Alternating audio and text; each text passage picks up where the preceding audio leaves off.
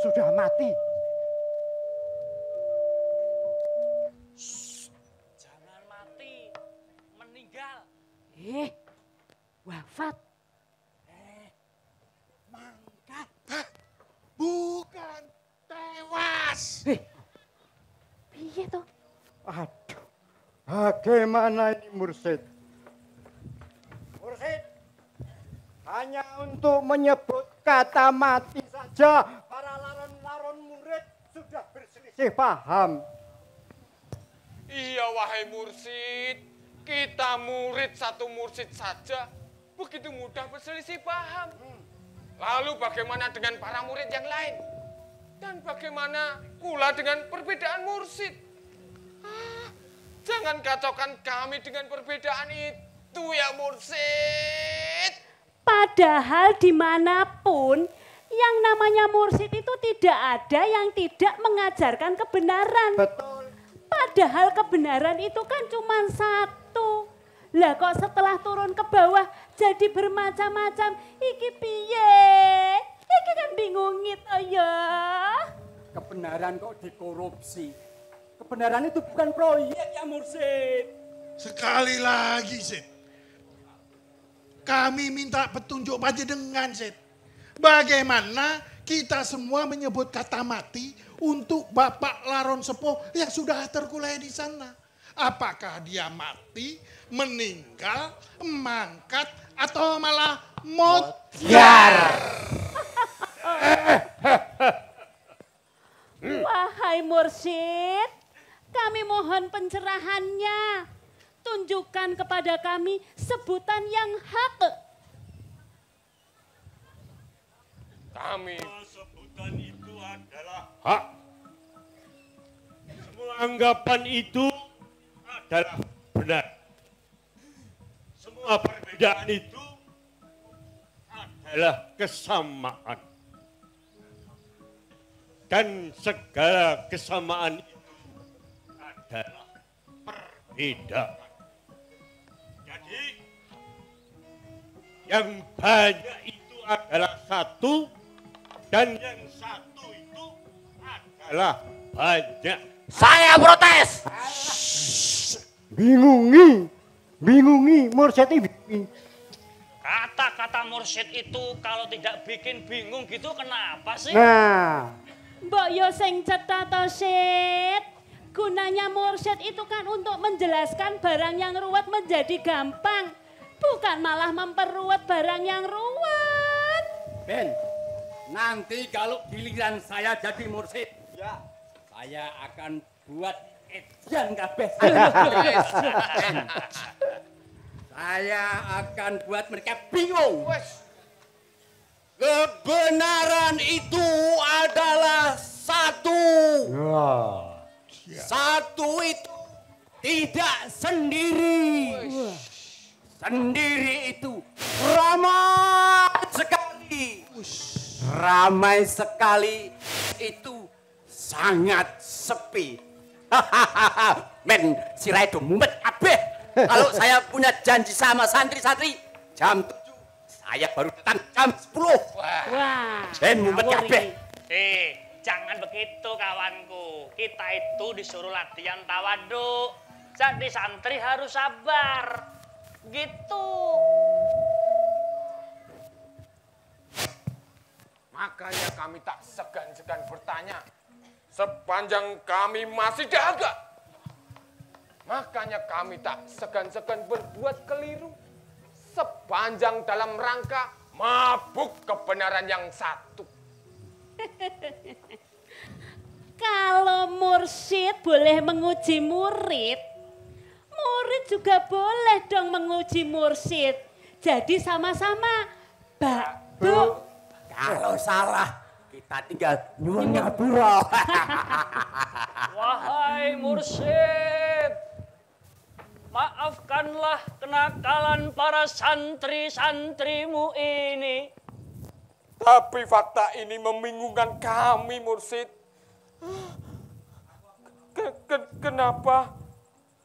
Kenapa kita laron-laron ini berselisih paham, Mursyid? Jiwa kami gelap gulita, iman kami Naik. Turun. Dirongrong goda dan coba. Hanya untuk menyebut kata mati saja, kita sudah begitu bingungnya.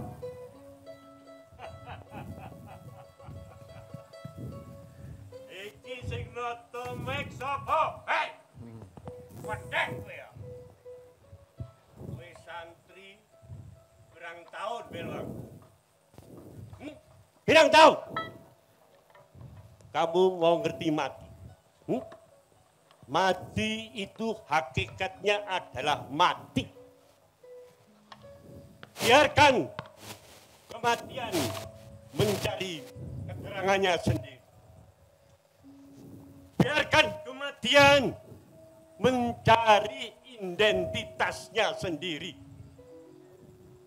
Biarkan kematian mencari kehormatannya sendiri. Saya protes. Niki saya rada mudeng. Ngendikane Mursyid rada mudeng. Meskipun ya rada bingung. Atau pura-pura mudeng saja. Bingung belakangan. Wah, ya ndak bisa gitu toh. Ini urgent ini. Karena kita harus segera menentukan sebutan kematian yang pas untuk Bapak Laron Sepuh. Biar objektif. Benar. Supaya kita bisa menempatkan diri dengan benar.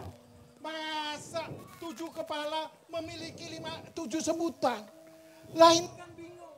Hanya Mursyidlah yang berhak menentukannya saya. Tasawuf tingkat tinggi.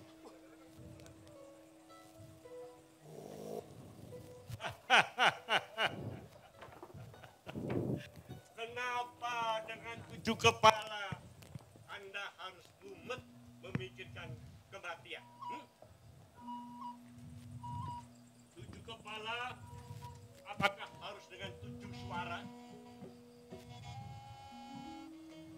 Kalian semuanya harus paham. Biarkan pikiran berpikir sesuai apa yang dia inginkan. Biarkan mulut bicara sesuai apa yang dia mau. Paham?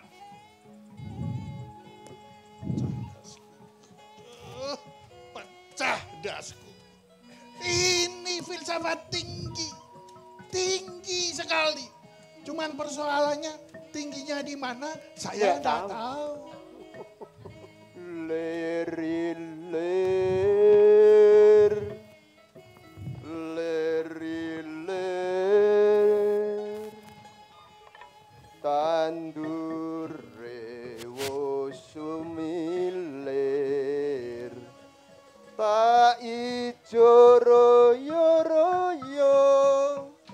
Tak sengguh penganten anyar.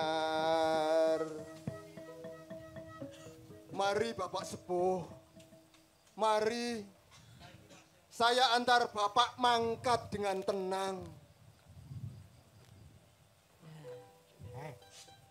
Tenan toh, mangkat toh, bukan tewas.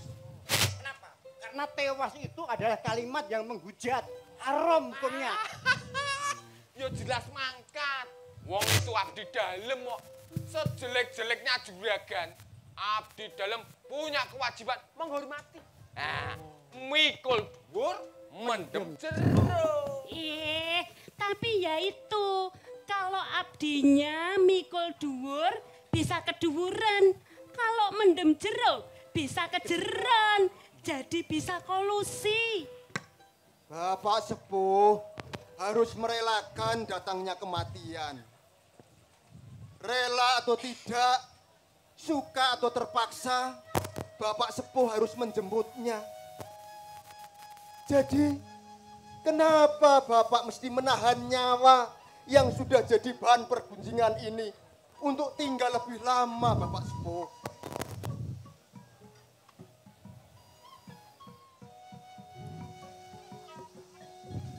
Ayo, ye, wanita tuan, pasti sudah meninggal. Wong wis dadi santri kok jek seneng totoan. Ya mumpung masih jadi santri. Kalau jadi mursyid, mana mungkin ikut totoan. Ora mungkin.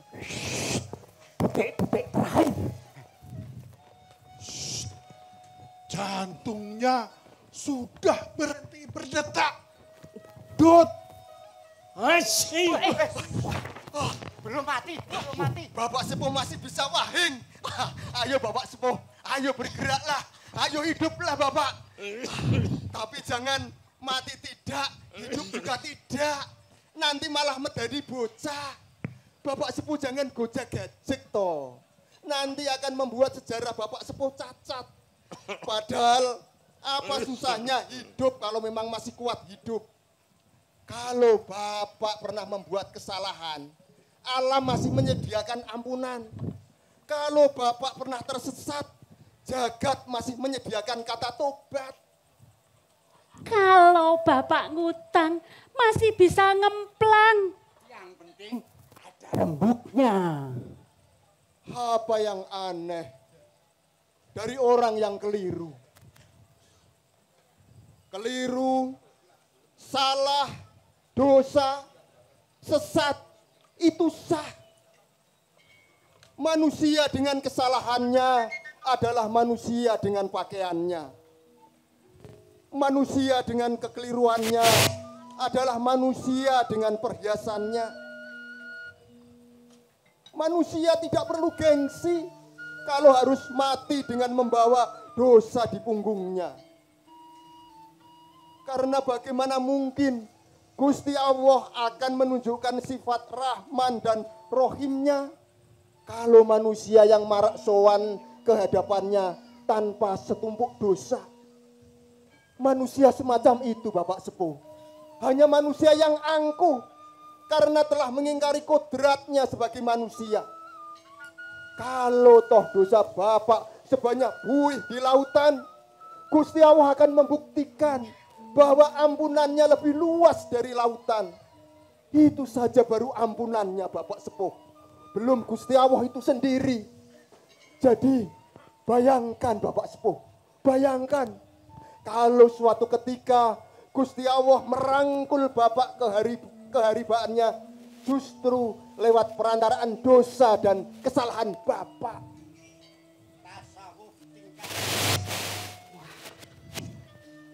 Dari aliran mana dia? Kita cari siapa gurunya. Cepat. Sakti mana? Mursyid dia atau mursyid kita? Kalau sakti mursyid dia, kita pindah guru. Gimana? Kita cari yang gondrong saja. Karena yang gondrong biasanya sakti. Betul. Hanya dengan menyebut namanya saja, udah nangin muser-muser sirno kabeh. Geser, Pindah tempat. pindah tempat. Jangan-jangan dia waliullah yang sedang menyamar. Wah, atau jangan-jangan dia Assalamualaikum warahmatullahi wabarakatuh. Waalaikumsalam. Lah, tenang toh. Nah. Nabi Khidir toh. sungkem.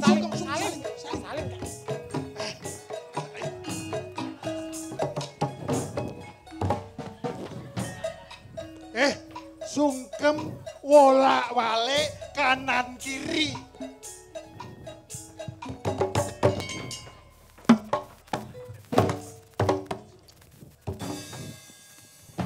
Weh.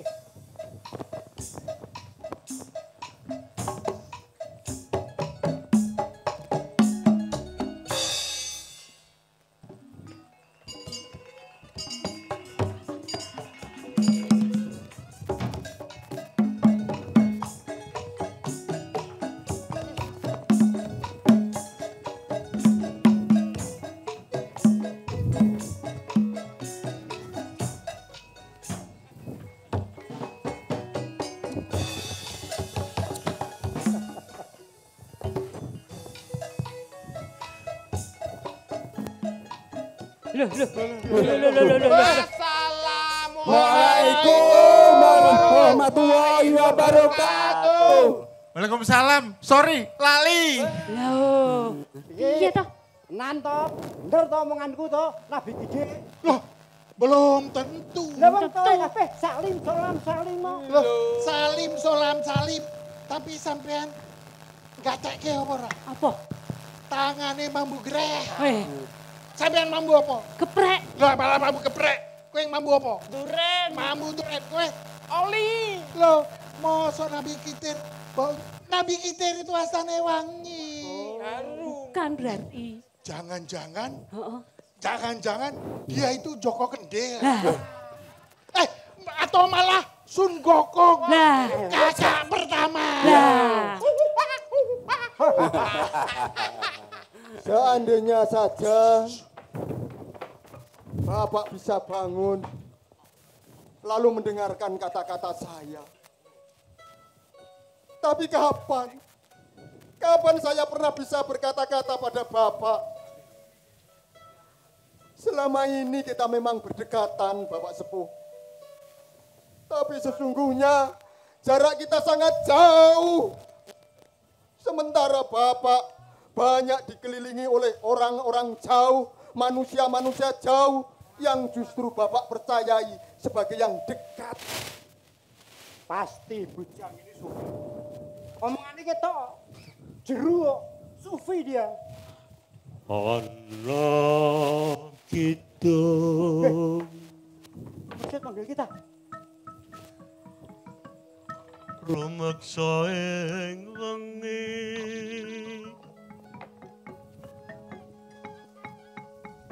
Teko ayu luput ing lara. Luput ilahi kabeh.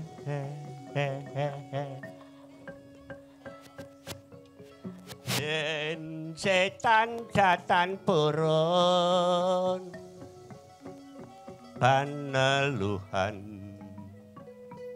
dan nono wani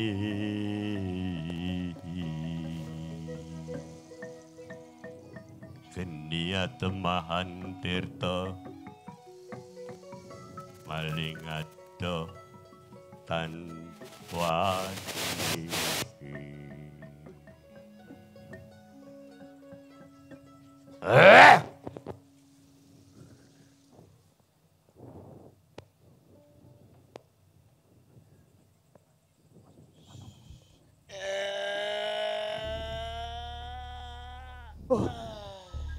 Bapak Sepuh terbangun.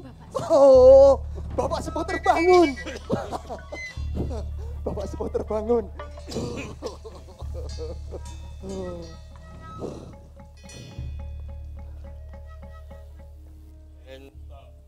Pikir aku kok belum ingin mati. Ya. Oh, alhamdulillah. Bapak Sepuh masih bisa bertahan hidup. Saya senang sekali Bapak Sepuh. Saya gembira.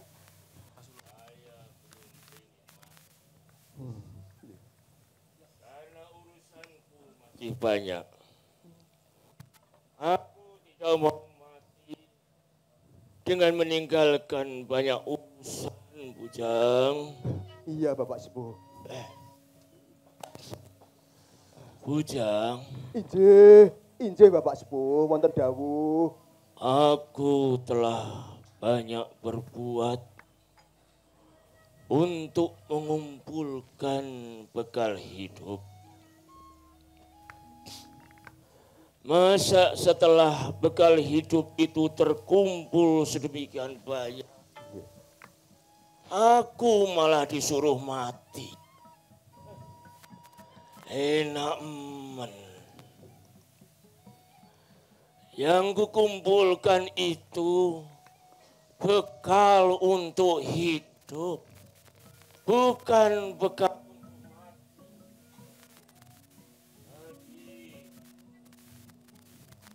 Sorry. Injih Bapak. Akan kubuktikan, Bujang. Akan kubuktikan bahwa aku tidak selemah yang mereka duga. Aku tidak bisa mati atau dimatikan begitu saja. Hati-hati Bapak Sepuh. Hati-hati, hati-hati. Minggir, Bujang. Minggir. Aku masih kuat. Aku masih kuat. Loh. Lihat. Hati-hati Bapak. Lihat. Aku masih kuat. Masih kuat. Bapak Sepuh. Hati-hati Bapak Sepuh. Bujang. Pelan-pelan. Aku tidak bisa jatuh, Bujang. Iya Bapak Sepuh. Atau dijatuhkan begitu saja. Ince. Pinara.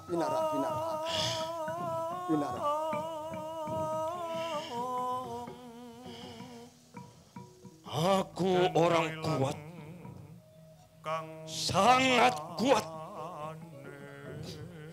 Bagaimana mungkin tiba-tiba aku bisa dibikin lemah? Selemah ini.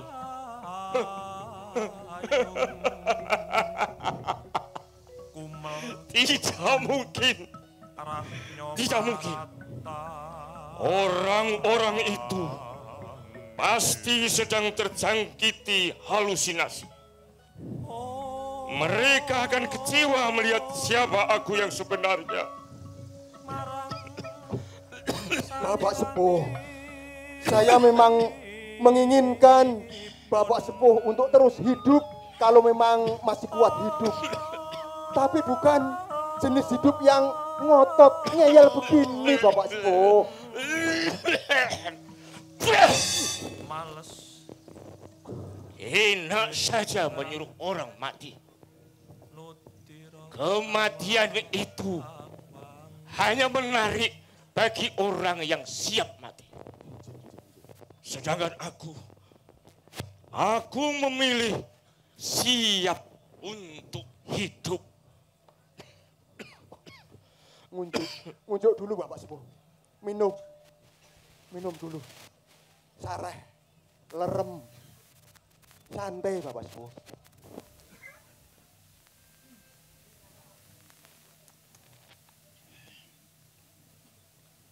Bujang. Saya Bapak Sepuh. Dari dulu aku muak melihat kematian. Membayangkan kubur yang sepi, kaku, sendiri. Mengerikan. Siapapun Bujang, sepanjang dia telah mati, ternyata hanya akan berhadapan dengan ketidakberdayaan. Padahal hanya orang bodoh yang mau dibuat tidak berdaya. Dan aku bukan jenis manusia seperti itu. Nun sewu Bapak Sepuh. Kematian itu tidak seseram yang Bapak bayangkan. Kalau nanti Bapak masuk surga, Bapak akan mendapatkan 70 bidadari. Dan Bapak akan mendapatkan semua kenikmatan dan kebahagiaan di sana.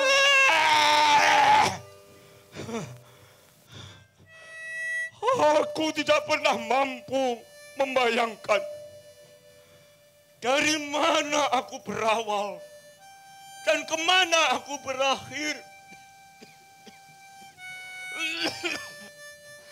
Belakang gelap, depan gelap, kosong. Aku takut, Bujang. Aku takut semuanya itu adalah isapan jempol.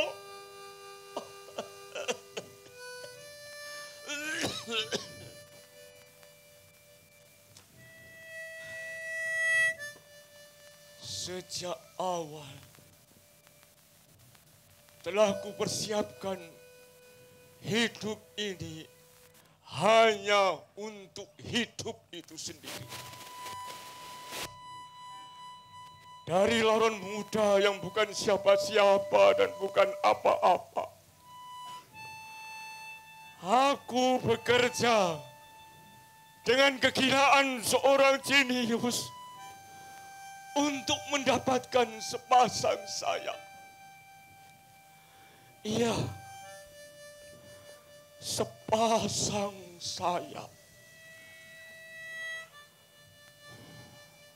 Mula-mula aku hanya butuh sepasang sayap. Tapi lama-lama aku butuh bersayap-sayap. Lama-lama seluruh sayap yang ada di jagat raya ini harus kukenakan. Karena aku harus naik ke ketinggian tertinggi. Aku tidak mau ambil risiko. Di atas ketinggianku masih ada ketinggian yang lain. Akan kubuktikan bahwa ketinggian itu masih jadi milikku. Ya.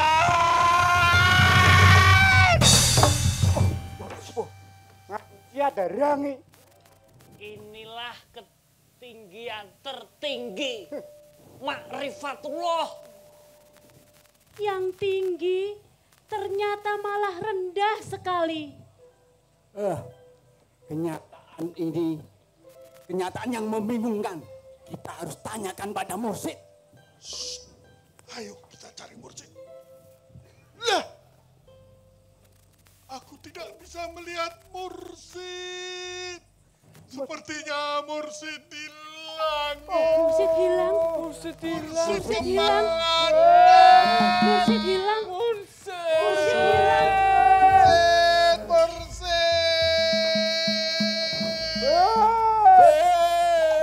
Ya, ternyata mata lahirmu hanya bisa untuk melihat. Mata batin kau tak punya apa-apa. Saya masih ada di sini. Mata batinmu yang harus bicara, yang harus melihat.